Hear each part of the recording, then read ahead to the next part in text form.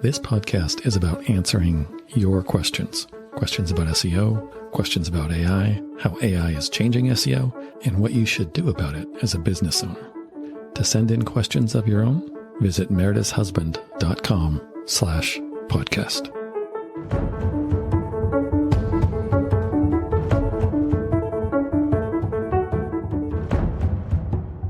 All right, this is not so much a question I get as it is a mistake that I see people making surprisingly often, surprising to me anyway, and that is your website navigation. The main menu right at the top of every page on your website. That's your main navigation. If you want to be cool like me, you can call it your main nav. So the mistake that I see people making actually breaks down and they make it in 3 different ways. I'm going to cover each of those, why it's a mistake for SEO and or AI search, and also conversion rate, that is how many leads you're getting through your website, and what you want to do instead. So the mistake has to do with your service pages. Your service pages, and I say this very often, your service pages are the reason you have a website.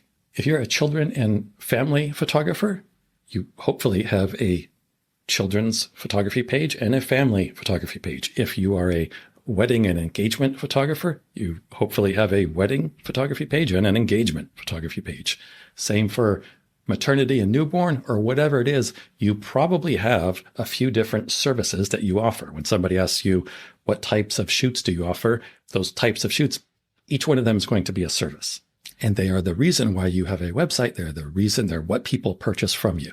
So mistake number 1 I see is that people don't have service pages. They might have a gallery page, and they might have a testimonials page, and an about page, and a pricing page. But the problem there is that there's a couple problems. Number 1, you are requiring people to be detectives. If somebody wants to hire you for your children's photography, you don't want to make them have to go to the about page and the galleries page and the pricing page and put all that information together to decide if they want to hire you.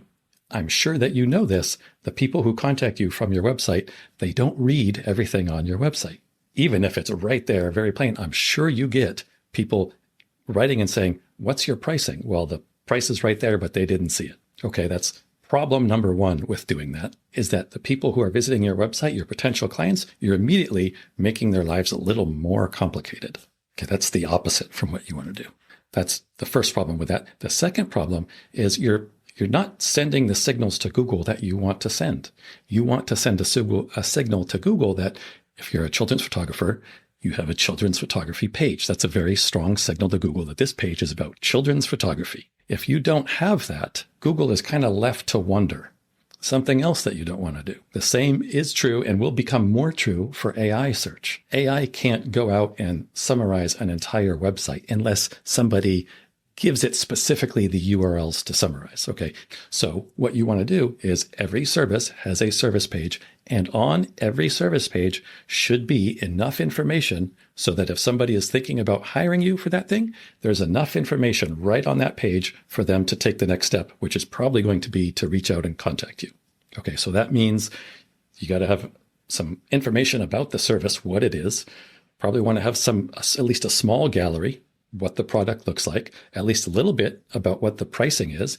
Even if you don't want to publish your prices, you need to put some sort of range here or a starting price. You don't want to force people to have to go look for a pricing page. Same thing for the gallery and the about you. You can have a little bit about you. In fact, you want to have a little bit about you on your service page, but probably not as much as you have on your actual about page. That page, you can have your full story. On your pricing page, you can have as much information about pricing as you want, but your service page just needs to have enough information there so that people can look down, decide if they want to go ahead and contact you and check off all the boxes like, yeah, this person, I like their work, I like them, I like their prices, everything is right. I'm going to contact them. That's the purpose of your service page. Okay, number 1, that's the mistake, not having a service page. And how you want to create your service page. That's mistake number 1. Mistake number 2 is not listing that page in the main nav. And what I mean by that is you would include it in a drop-down menu. Okay, if it's in a drop-down menu, number 1, AI search can't see that. AI search cannot interact with a website. If it's a drop-down menu, that means you have to click on it and it drops down. Okay, AI cannot click on something and watch the drop-down menu open up. And you want to send a signal to AI and to users immediately when they open your page and they see the information, they see the main nav there, they know what it is you offer without having to click. If your service page, if any page is in a drop-down menu, what you're signaling to Google is that that page is not as important as the others, because a person has to take an action in order to see that link. As a user, you know that if you go to a website and you see a big link right away that says something, you probably know that that's an important thing to do on that website. If you have to dig around in order to find a link, that's a signal to Google and to users that that page is not very important. So to fix this, what you want to do is take your service pages. They should be right in your main nav and visible. Ideally, you want to have your more important pages to the left-hand side so that when people open up, they're going to look left to right and top to bottom. Okay, the first thing that they're going to see is probably your logo. And then you want to show them your most important services, what it is that you offer. Okay, that's going to help your SEO. It's going to help AI search. Also, I don't have data to back this up, but that's going to help your conversions as well. That is, what percentage of people actually contact you? What percentage of your website visitors actually contact you? Okay, that's mistake number 2. Mistake number 3 is, I call this out-clevering yourself. Now, I understand that a link like children's photography or pet photography or newborn photography is kind of boring. It's not unique. It's not different. And I understand the reason why you would want to distinguish yourself. The problem is that this is not the way you want to do it. You do not want to give a clever name to your service pages because it makes users wonder what it is.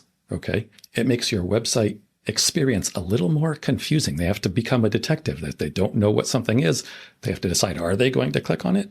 Do they have extra time to just click around and read things? Probably not. Okay, that's one reason it's a mistake. Another reason it's a mistake is that you're not signaling to Google what that page is about. Let's think about it this way. If you visit a website, and let's say there are just 2 items in the navigation. Okay, I know that's not usual, but just to make my point, let's imagine there's 2 links. One of them is children's photo gallery, and the other one is contact me. If as a user, what do you expect is going to happen if you click on the link that says children's photography gallery? What do you expect is going to be there?